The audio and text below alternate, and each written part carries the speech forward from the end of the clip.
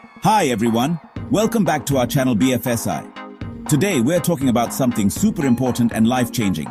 How to save and invest your first 10,000 rupees. If you're new to saving or investing, this video is for you. We'll break it down step by step, so by the end, you'll have a clear plan to grow your wealth. Let's get started. Let's talk about why saving and investing are critical.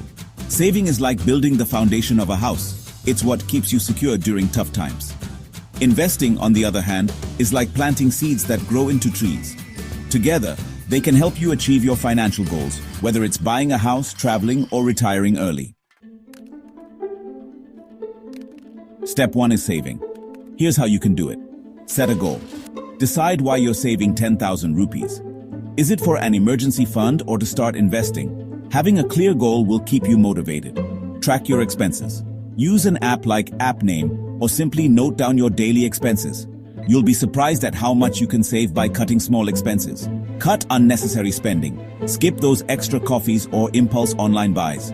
For example, saving 50 rupees a day adds up to 1,500 in a month. Pro tip: automate your savings. Set up a recurring transfer to your savings account as soon as your salary comes in. Now that you're saving, it's time to make a plan. Divide your savings like this: 50% for an emergency fund, 50% for investments. If you don't have an emergency fund yet, focus on building at least 3 months' worth of expenses first. Keep it in a high-interest savings account or a liquid fund for easy access. Now comes the exciting part: investing. Here are some beginner-friendly options for 10,000 rupees. Mutual funds via SIPs. Start with as little as 500 rupees per month.